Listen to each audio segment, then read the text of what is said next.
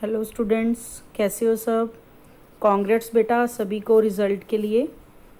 बहुत अच्छा रिज़ल्ट रहा है बीकॉम सेकेंड ईयर का। आज बेटा जो हम टॉपिक करने जा रहे हैं ऑडिटिंग का, दैट इज़ हम कर रहे थे टाइप्स ऑफ ऑडिट। तो हमने कल कुछ कवर कर ली थी ऑन द बेसिस ऑफ जैसे कि टाइम वगैरह की कवर की थी हमने। आज जो हमारा टॉपिक है on the basis of functions, हम ऑडिट को किस किस तरह से डिवाइड कर सकते हैं, क्लासीफाई कर सकते हैं। फर्स्ट टाइप की आपकी है independent financial audit. Independent financial audit क्या है? Audit and examination of the financial records, accounts, business transactions, accounting practices and internal controls of a organization is done independently। ठीक है, जर्नली एक्सेप्टेड जो accounting principles हैं उनको follow कर रहे हैं या नहीं कर रहे, उसके बारे में सारी जो डिटेल है उसको चेक किया जाता है। उसको हम इंडिपेंडेंट फाइनेंशियल ऑडिट बोलते हैं। तो इंडिपेंडेंट एक पर्सन जो है वो सारी जो इन चीज़ों को है वो चेक करता है, वेरीफाई करता है। दूसरा आपके पास है कॉस्ट ऑडिट। तो कॉस्ट ऑडिट क्या है? It implies through checking of cost accounting. जैसे नाम इंडिकेट करता है कि जो कॉस्ट अकाउंटिंग के रिकॉर्ड्स को कंपनी को चेक करेगा, उसकी वेरिफिकेशन करेगा, उसकी करेक्टनेस को देखेगा कि जो अकाउंट्स प्रिपेयर किए जा रहे हैं वो जो है आपका ICWAI, that is the institute of cost and works accounts of India जो है, उन्होंने जो डिफ़ाइन किए हैं रूल्स रेगुलेशन, उनको फॉलो करके कॉस्ट जो अकाउंट्स है वो बनाए जा रहे हैं या नहीं बनाए जा रहे। तो ये जो कॉस्ट ऑडिट है ये सिस्टम है जो इंट्रोड्यूस किया है गवर्नमेंट ऑफ इंडिया ने, ताकि रिव्यू किया जा सके examination and appraisal of the cost accounting records. तो cost audit was introduce in India in the year 1965। तो मेन ऑब्जेक्टिव्स क्या है कॉस्ट ऑडिट के? First, to ensure the correctness of the cost records and accounts. Cost account सही prepare किए गए हैं कि नहीं, करेक्ट हैं कि नहीं। Second, to serve as an effective tool of cost control. Cost को कंट्रोल किया जा सके, क्योंकि आज के टाइम पे सिर्फ प्राइस आप बढ़ा के जो है वो मार्जिन नहीं कमा सकते, क्योंकि कंपटीशन का टाइम है, परफेक्ट कंपटीशन मार्केट में चल रहा है। तो आप क्या कर सकते हो? कॉस्ट को रिड्यूस कर सकते हो। तो इसलिए भी कॉस्ट ऑडिट किया जाता है ताकि कॉस्ट को रिड्यूस किया जा सके। तीसरा आपका बेटा है check wastage of material and labour. अगर मटेरियल कहीं वेस्ट हो रहा है, लेबर की वेस्टेज हो रही है, तो उन पे चेकिंग है जो की जा सके। Next, to recognise the principle of cost accounting के जो प्रिंसिपल्स हैं उन प्रिंसिपल्स को फॉलो किया जा रहा है या नहीं, उसको चेक करने के लिए।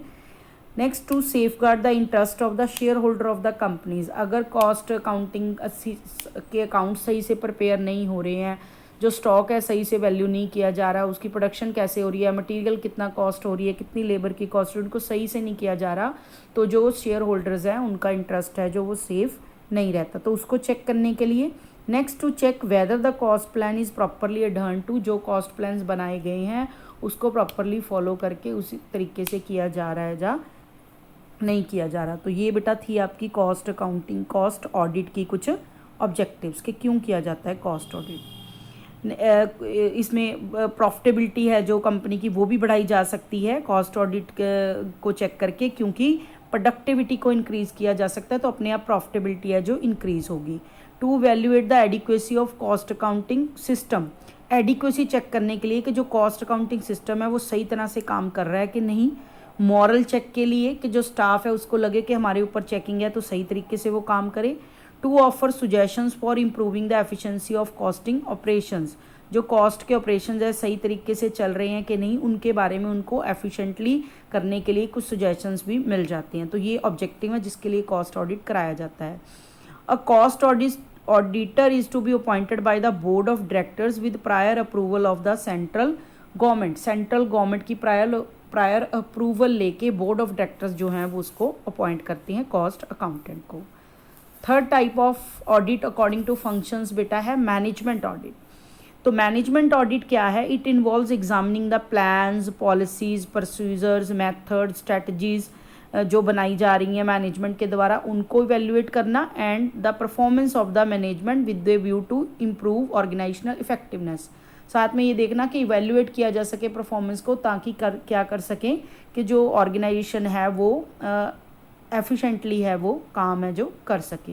It does not look in to the past present only but also in to the future. सिर्फ पास्ट का डाटा ही नहीं लेती, प्रेजेंट का डाटा नहीं यूज़ करती, फ्यूचर के बारे में सोच रहे हैं कि फ्यूचर की पॉलिसीज़ जो प्लान है वो हमारे कितने सक्सेसफुल है जो हो सकते हैं, उसके बारे में ऑडिट के लिए।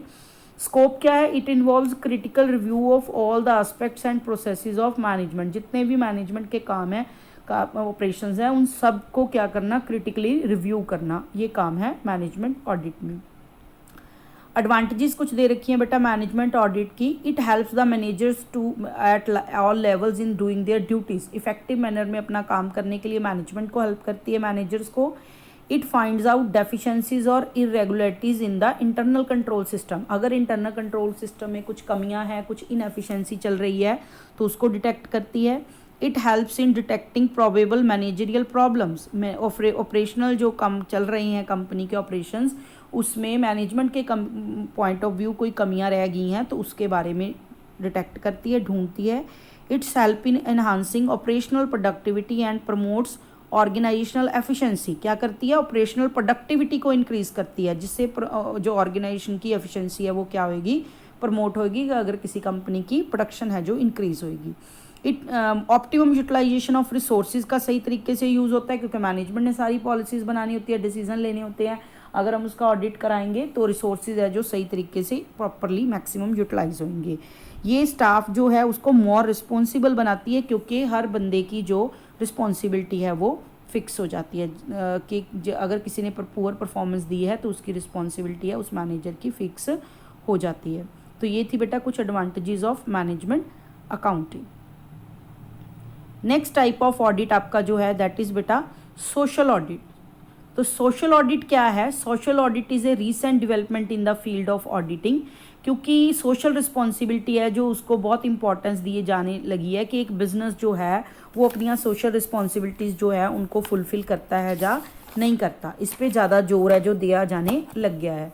तो इसलिए सोशल ऑडिट जो है एक नया कंसेप्ट है और इस पर बहुत ज़्यादा जोर दिया जाता है। It examines the contribution of the organisation to the society at large. पूरी सोसाइटी को जो एक बिजनेस ऑर्गेनाइजेशन है वो क्या कंट्रीब्यूशन दे रही है। तो किस किस चीज़ में? Contribution of the organisation toward economic growth, country की इकोनॉमिक ग्रोथ करने के लिए वो कैसे? जैसे एम्प्लॉयमेंट जनरेशन में हेल्प करे तो इकोनॉमिक ग्रोथ होएगी। Contribution towards welfare of employees को प्रॉपर ट्रेनिंग देनी, अगर हैंडीकैप्ड हैं तो उनको उसी तरह की फैसिलिटीज़ देनी, एजुकेशन फैसिलिटी उनको प्रोवाइड करनी, हाउसिंग की, हेल्थ की फैसिलिटीज़ उसको प्रोवाइड करनी, ये कंट्रीब्यूशन दे सकती है तो एम्प्लॉयज़ वेलफेयर में। तीसरा, केयर फॉर इन्वायरमेंट में इंडस्ट्रियल जो सेक्टर बने हुए हैं वहाँ पोल्यूशन कंट्रोल करके, चाहे वो एयर पोल्यूशन हो रहा है, वाटर हो रहा है, नॉइस हो रहा है, तो वो भी फिर भी कंट्रीब्यूट कर सकती है। Contribution towards social development, promotion of sports, music, games, art and in चीज़ों को जो है उनके बारे में मोटिवेट करके, ऐसे कुछ कॉम्पिटिशन्स करा के, कुछ ऐसा ऑर्गेनाइज करके वो कंट्रीब्यूट कर सकती है इन चीज़ों को। तो सोशल ऑडिट जो है ये देखने के लिए किया जाता है कि जो कंपनी है, जो बिजनेस ऑर्गेनाइजेशन है, वो सोसाइटी को क्या जो है कंट्रीब्यूट कर रही है उसके बारे में, सोशल ऑडिट। नेक्स्ट आपकी टाइप है बेटा फंक्शंस के बेसिस पे परफॉर्मेंस ऑडिट। परफॉर्मेंस ऑडिट क्या है? The various internal control activities in the enterprise are being carried out efficiently so as to achieve their objectives। क्या चेक कर रहे हैं कि वेदर जो इंटरनल कंट्रोल सिस्टम लागू किया गया है ऑर्गेनाइजेशन में वो प्रॉपरली एफिशिएंटली काम कर रहा है ताकि ऑब्जेक्टिव्स जो हैं उनको अचीव किया जा सके। The procedure for analysing the profit and losses of the business enterprise, relationship between product and sales, discovering the ways of maximising profit को मैक्सिमाइज कैसे किया जा सकता है, प्रॉफिट्स को इंक्रीज करने के लिए क्या परफॉर्मेंस है जो कंपनी की चल रही है, उनको सबको उसको चेक किया जाता है ताकि अब एफिशिएंटली काम हो रहा है तो परफॉर्मेंस अच्छी होगी कंपनी की, तो ऑब्वियसली जो प्रॉफिटेबिलिटी है वो क्या होगी? इंक्रीज होगी। तो परफॉर्मेंस ऑडिट में परफॉर्मेंस ऑफ द कंपनी जो है चेक किया जाता है, जिसमें बेसिकली प्रॉफिट एंड लॉस है जो देखा जाता है। Next one is operational audit. Operational audit बेटा क्या है? It is as same as internal auditing which is scope extending to operational areas. तो जो ऑपरेशंस चल रहे हैं, काम चल रहे हैं, वो सीक्वेंस वाइज वो एफिशिएंटली चल रहे हैं या नहीं चल रहे, ठीक है। It is appraisal of the way in which a particular operation और activity is administered, whether its objective have been clearly defined in conformity with sound business principles and communicated to all concerned, whether the policies under which is operates confirm established objective। तो कहता है जो काम operations चल रहे हैं उनके पहले से ऑब्जेक्टिव है, पॉलिसीज़ बनाई गई हैं और क्या उन पॉलिसीज़ के अकॉर्डिंग ही उन ऑपरेशंस को किया जा रहा है या नहीं जा रहा, ये जो है ऑपरेशनल ऑडिट में चेक किया जाता है। नेक्स्ट आपका है बेटा type that is cash audit. तो कैश ऑडिट जैसे कि नाम ही इंडिकेट करता है, an examination of cash transactions, जो कैश की ट्रांजेक्शन हो रही है, कैश रिसीट हो रही है, पेमेंट हो रही है, उनको चेक करना कि रेलिवेंट वाउचर्स उसके बनाए गए हैं, प्रॉपर उसका प्रूफ है, उसकी कोई मिस अप्रोप्रिएशन ऑफ कैश तो नहीं हो रही, मैनिपुलेशन ऑफ फिगर्स कैश की तो नहीं की जा रही, हेरा फेरी तो नहीं की जा रही किसी उसमें, उसको चेक किया जाता है कैश ऑडिट में। कुछ अदर टाइप्स ऑफ जो है ऑडिट है बेटा वो दे रखे हैं, लाइक स्पेशल ऑडिट। तो ये हमारे बेसिकली जो थे वो कवर हो गए हैं, जिसमें हमने किया था ऑन द बेसिस ऑफ जो है organisation structure, on the basis of scope, on the basis of time, on the basis of functions हम कर चुके हैं। कुछ अदर टाइप्स है जो वो दे रखी हैं, लाइक स्पेशल ऑडिट क्या होता है। तो central government has power to order a special audit of the accounts of a company for a specified purpose. किसी भी स्पेसिफिक पर्पज के लिए गवर्नमेंट ऑफ इंडिया जो है वो क्या कर सकती है, सेंट्रल गवर्नमेंट ऑर्डर दे सकती है, तो उसको हम स्पेशल ऑर्डर बोलेंगे।